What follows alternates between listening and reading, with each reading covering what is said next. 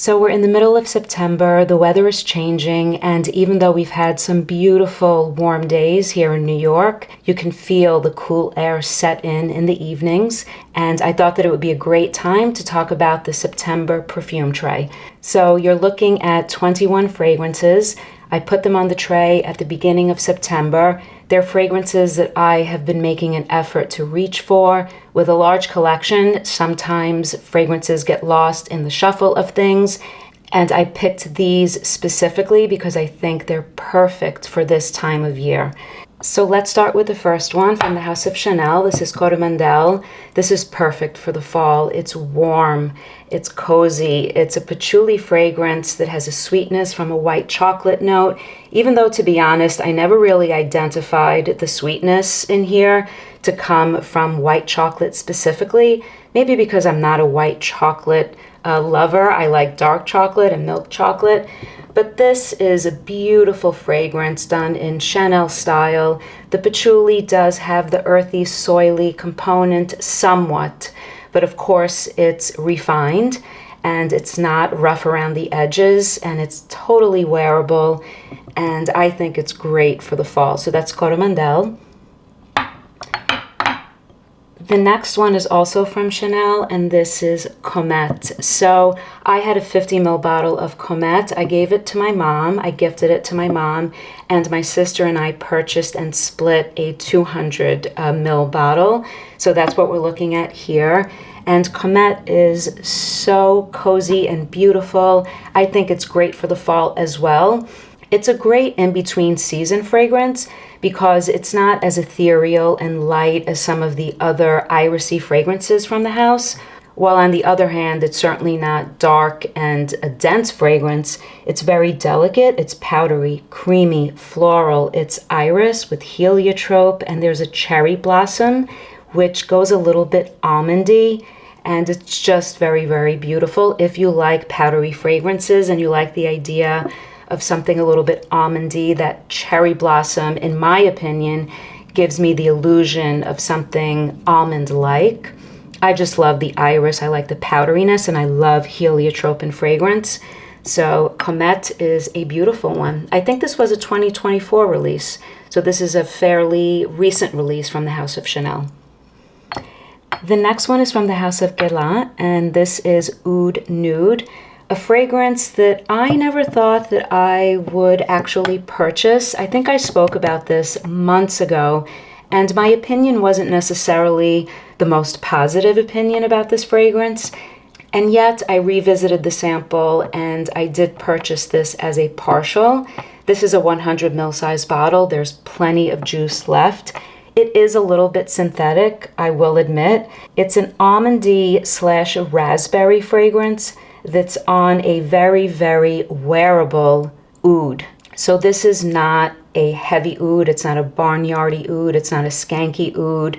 It's a very, very wearable oud. If you could even call it oud, it's oud-like. It's a hint of oud, but overall the fragrance is actually really enjoyable. And I read a review, someone said that it opens synthetic and then the dry down is much less synthetic and really enjoyable, and I agree with that.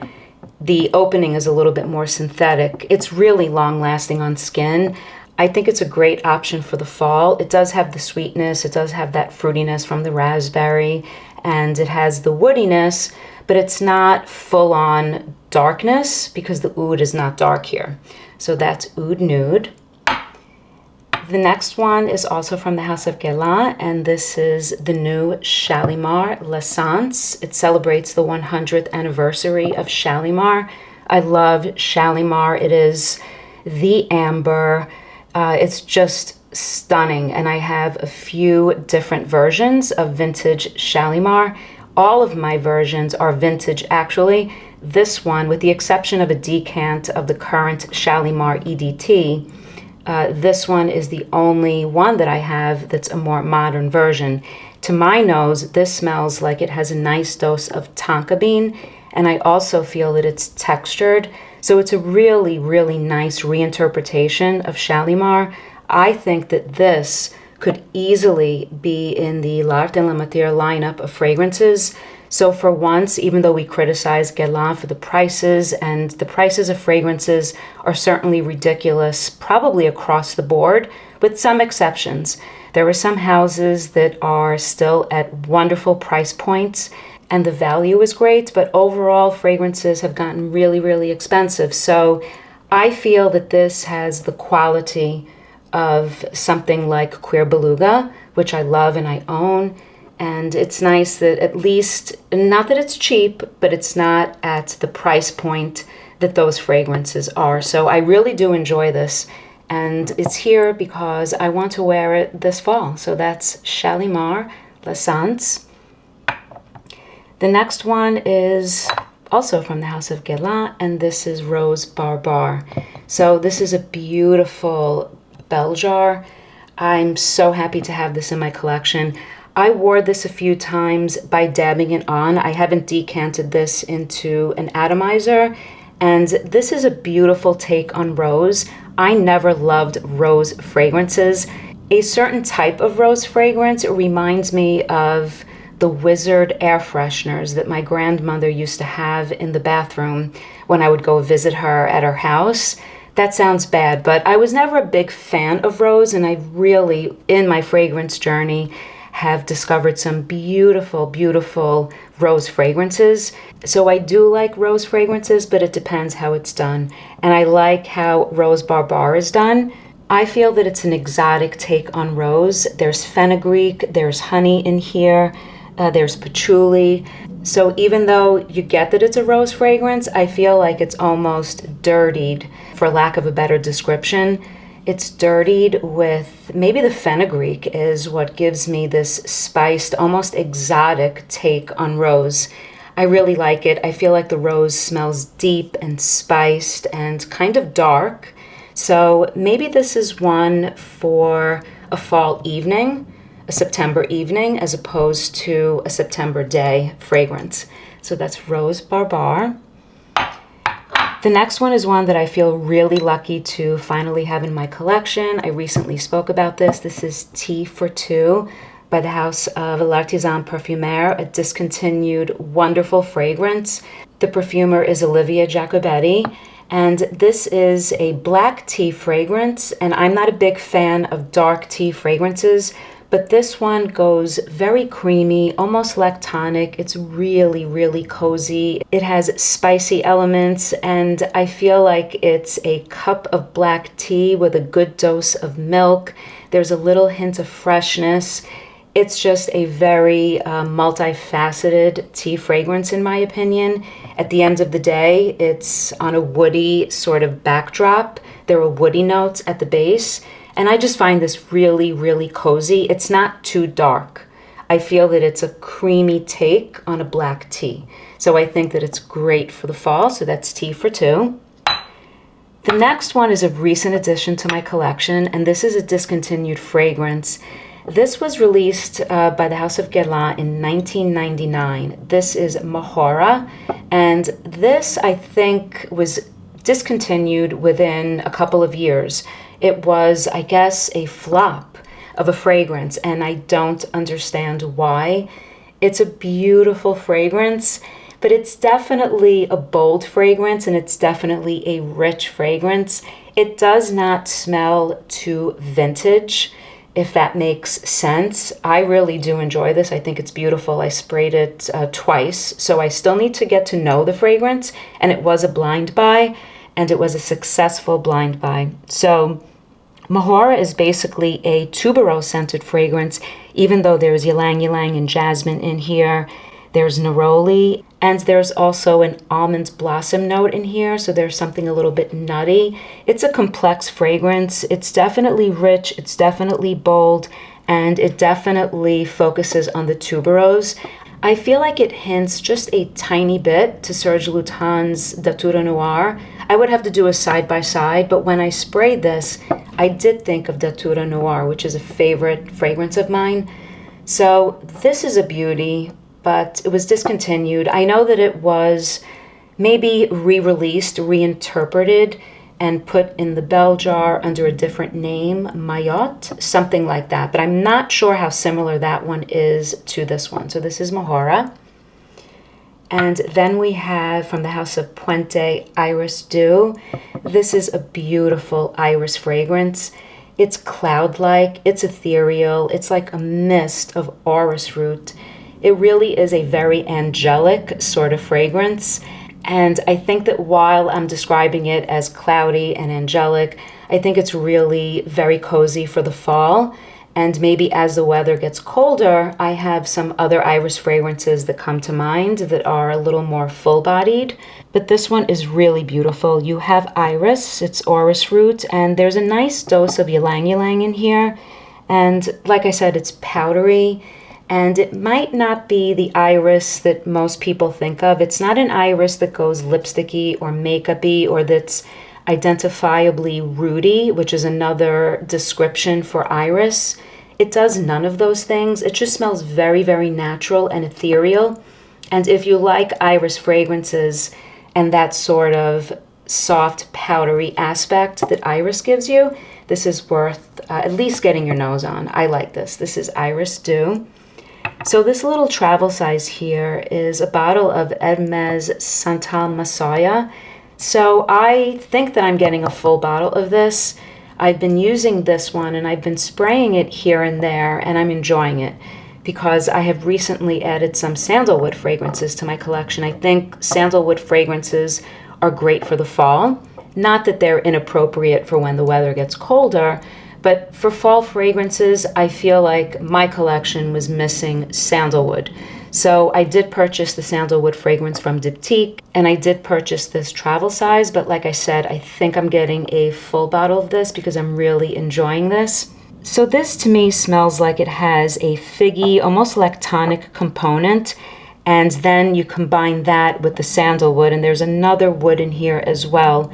And if you really pay close attention to the fragrance, I'm not sure that it gives you as much of the sandalwood facets as you get with some other sandalwood fragrances. Like the Diptyque, I think, gives you more of the sandalwood facets, but it's never going to be like the real Mysore sandalwood that you find in the older fragrances.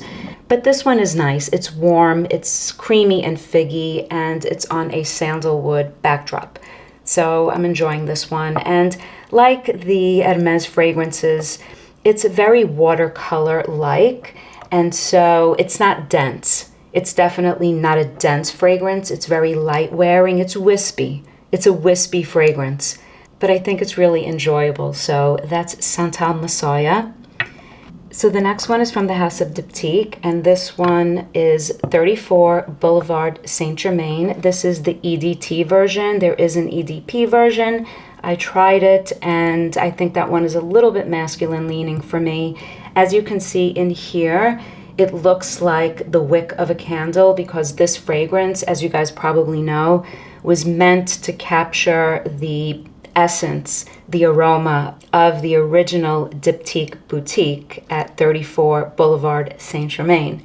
So the fragrance is a melange of notes. It's really, really enjoyable. It's a great fall fragrance. It's a great in-between fragrance, I think. I really do enjoy wearing this one. It's ambery, and it opens with this black currant bud note. I love black currant in fragrance. It's a little floral, it's a little spicy, it's a little green. And so you have this combination of the spices and the florals. I think there might be patchouli in here as well. And it's ambery. I think there's a texture to the fragrance as well, which I really, really love. I enjoy wearing this one. I need to wear this more. So that's 34 Boulevard Saint-Germain. The next one is also from the house of Guerlain, and this is Neroli Autre Noir. Neroli Autre Noir, I did not realize, I think this was released in 2016, so I didn't realize how long this has been around. And this is an orange blossom / neroli fragrance taken into a dark direction with tea. So it's perfect for the fall. Neroli orange blossom, enjoyable when it's warm. Tons of fragrances that have the neroli orange blossom fresh scent profile, and I have several in my collection, but this one does something different. The tea is contrasting the orange blossom neroli.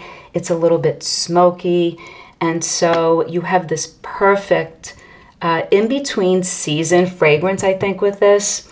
Although you can wear this whenever you want, obviously, there are no rules. But in my opinion, I knew that I was looking forward to putting this on the perfume tray in the fall. I think of something like this when I think fall, because you have the warmth from the tea. Tea is very cozy, and at the same time, you have this contrasting freshness that comes through, but without evoking a sense of summery freshness or spring freshness. I think this evokes a coziness that comes along with September weather. Sometimes September can be very warm, but we're having a very, very nice September, and this one is really fitting, I think.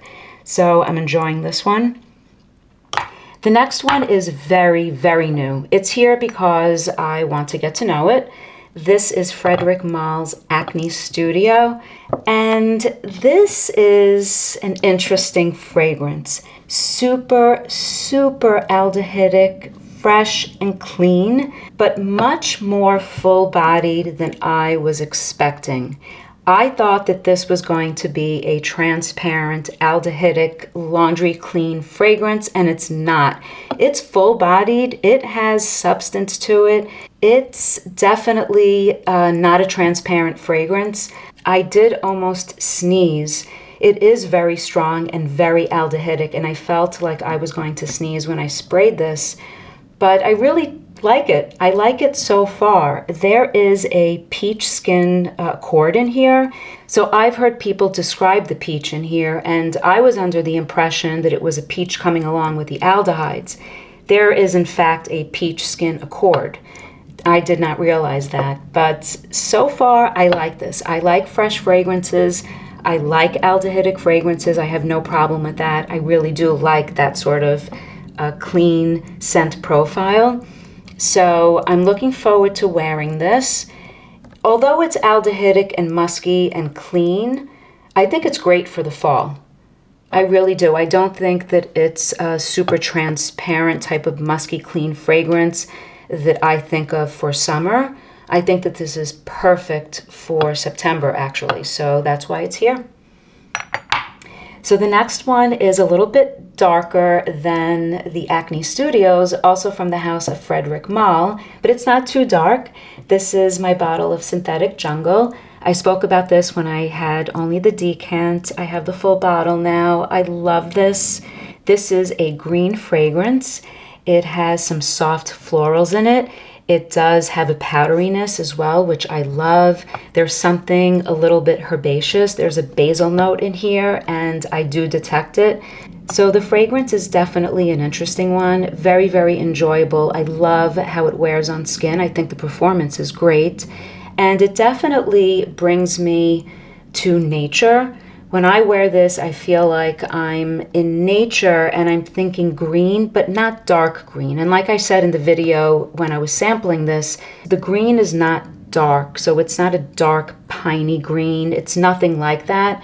It's more of a soft green.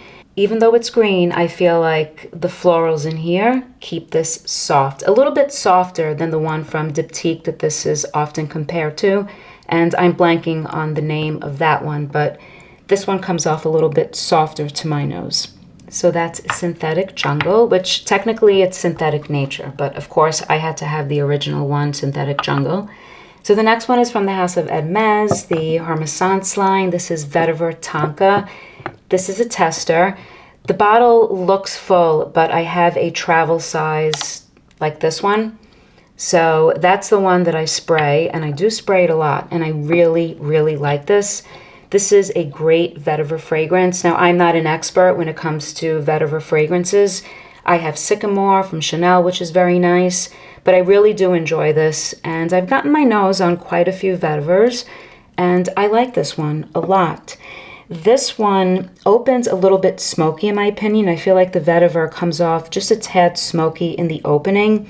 And then you have an earthy vetiver that's also a little damp. I get the grassy qualities. I definitely get the woody components, and I also get hazelnut. So the first time that I smelled this, without looking at notes, I was detecting something nutty and hazelnut in particular, and it actually caused me to look up the notes in here and to look up what vetiver smells like. And that's when I learned that vetiver does have a nutty component that can be hazelnut-like. And I grew up eating hazelnuts. I grew up eating Nutella. So it is definitely a nutty fragrance that I am familiar with, both in taste and smell. And I really like this. The sweetness from the tonka bean is not too much. It's not too sweet, and it definitely isn't pairing vetiver with any sugary type of sweetness.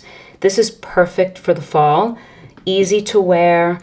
It's not as wispy as Santal Massoya. I think this one has a little bit more body to it. But nonetheless, these fragrances, for the most part, with a few of the ouds and maybe Cuir d'Ange, might be a little bit more full-bodied. But most of them are sort of wispy, and like many people describe a lot of these like watercolor fragrances. But this one is beautiful. I like vetiver tonka. And I like almost all the fragrances, that, at least the ones that I've gotten my nose on from this line of Hermès. So that one is a nice one. The next one is from the house of Le Labo, and this is Guerlain 49. So I have two of these, and I grabbed the one that's more full. I should probably go through the other bottle first.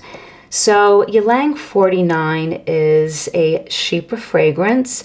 And even though it's a very vintage-leaning type of scent profile, I find that this is modern at the same time.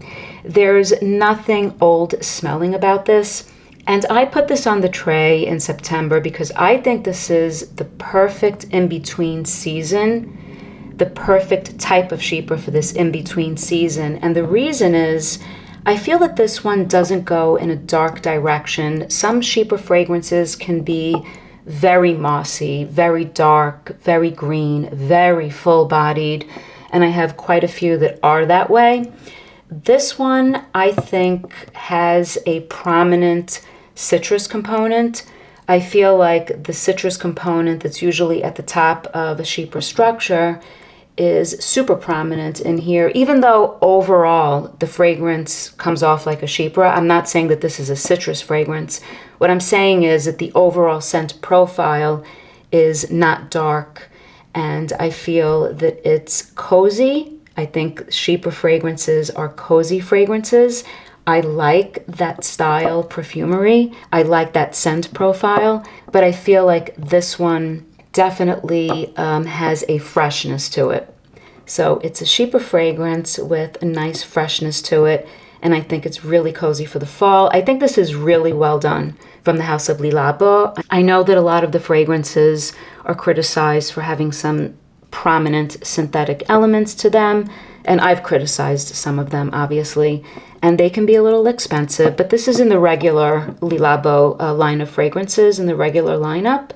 So I like Guerlain 49 a lot, actually. Perfect for the fall. A perfect Chypre fragrance for the fall.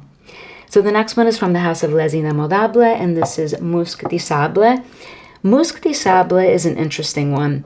It's a fluffy, cloud-like, musky iris fragrance. I think initially I thought that it was going to be a little bit more transparent and musky, and even though it is a musky fragrance, it has iris. There's something very fluffy and full-bodied about it.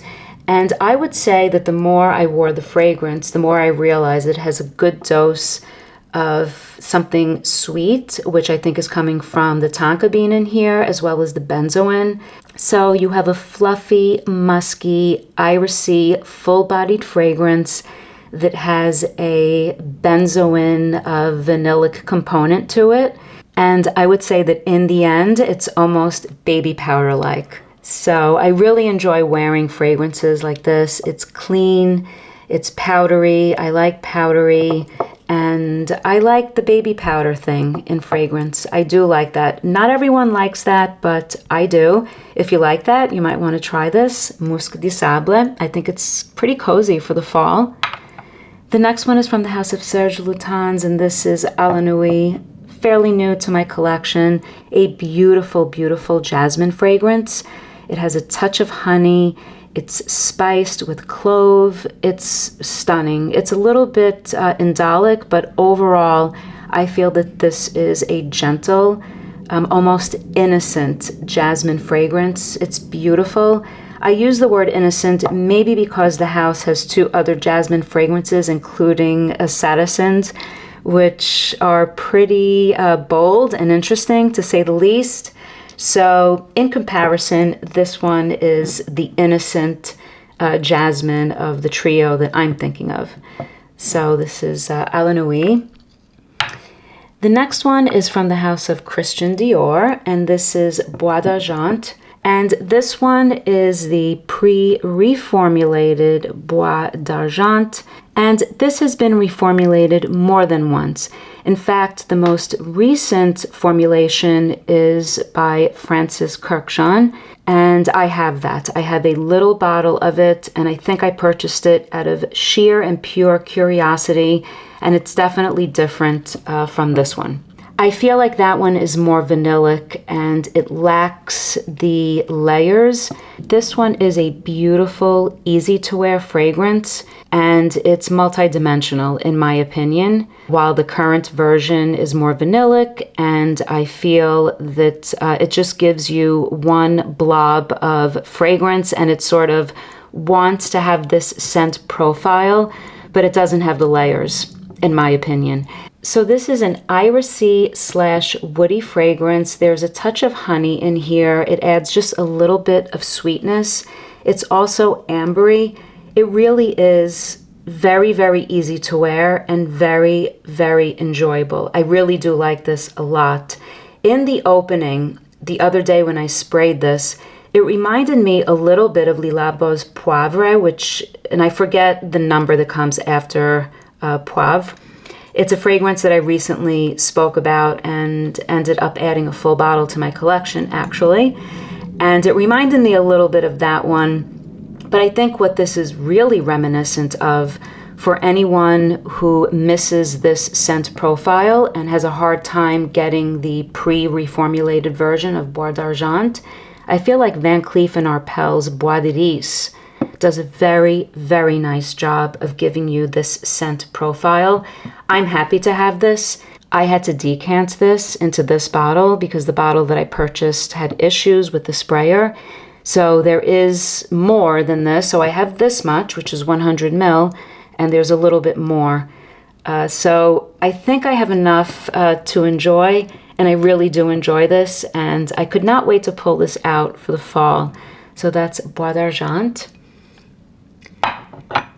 The next one is from the house of Celine. This is a recent addition. I purchased this during the summer, and I could not wait to wear this. I was not going to wear this in the summer. I don't think that it's a summer fragrance. This is Nightclubbing. I like Celine fragrances, and I like this one.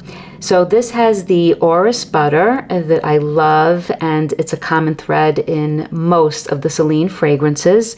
It also has a note of galbanum, and there's also tree moss as well. And what you end up with is this refined sort of a soft fragrance, which is what Celine is known for. They're very high quality, and on skin, they're really very, very smooth. So you get that orris butter and that softness, but you also get something like the remnants of cigarette smoke. So it's as if you wore a powdery soft fragrance and you were out at the club, I guess hence the name Nightclubbing, and there are people around you smoking, and by the time you step out of the club, you smell like a combination of your fine French perfume and the remnants of the smoke from everyone around you smoking. It's interesting how this fragrance has the contrast between the soft orris butter that's just so lovely and this aspect of the fragrance that smells like cigarette smoke left in clothing. Not fresh cigarette smoke, nothing off-putting. This is a great one. I really like this. So the next one is a little interesting. So I had Guidance and sold Guidance. This is Guidance 46, and this is the epitome of a fragrance that I would criticize and probably never add to my collection, but you are looking at a bottle of Guidance 46. So like I said, I did sell Amouage's Guidance. I owned it, I sold it, and I missed the fragrance. There was something a little bit addictive about it. I know that sounds weird, but this is a fragrance despite the fact that it is a concoction of synthetic hazelnut, pear, rosiness with the obnoxious Akigala wood that Quentin Biche, who's the perfumer behind this fragrance and behind Guidance, he is just not a perfumer whose fragrances I personally enjoy. I don't want to generalize, but when I see that he is the nose behind a fragrance, I already know that I probably won't like it, which is fine because there are people that do like his fragrances. He uses Akigala wood a lot. I am not a fan. Having said that, I do have this bottle of Guidance 46. It's on the September tray. Even though it's this synthetic, super strong fragrance that's almost obnoxious, I do want to smell this once in a while, and I want it in my collection, and it's something that I would wear maybe at night, and I did wear this to bed a few times, and I will tell you that I smell it on whatever I'm wearing to bed forever until I wash it. So this is Guidance 46. And last but not least is one that I have really fallen in love with. I recently purchased this and haven't worn it because the weather got warm and now is the perfect time. This is Reflets d'Ambre, which is a recent release from the house of Maison Francis Kurkdjian, and I think this is a beautiful amber fragrance. I have no idea about Ciel de Gomme. I know that everyone talks about a cinnamon note, and maybe that one is more full-bodied and thick and rich. I don't know. This is very nice amber. It's a beautiful amber. It's a soft amber. It's not a thick and gloopy amber. I have thick, dark ambers. I enjoy them. I think warm weather when it comes to the thick, rich, dark ambers. This one is perfect as an in-between in terms of season because it's a soft amber. It's a soft sweetness that's definitely not too sugary. It's not too sweet. It's warm. It's enveloping, and there's a jasmine in here that some people feel that they detect and makes the fragrance a little bit feminine leaning. I personally enjoy it. I don't think that the jasmine gives a prominent floral note in here. I think that I get wisps of the jasmine. I think that it just comes off like a soft, enveloping amber that has a texture to it. At the end of the day, I think it's textured, but what I like is that it's not dark, it's not thick, and it's just perfect for the fall. So I'm looking forward to wearing this. I wore this today, and it was wafting off my skin, so I think the performance is kind of nice. And this is an eau de parfum concentration, and it's almost full. So this is a new bottle of Reflets d'Ambre. So that's it, guys. These are the 21 fragrances on my September perfume tray. Let me know in the comments if you're familiar with any of these and what you think of these fragrances. As always, thank you so much for watching, your support, and your comments. Until next time, bye, guys.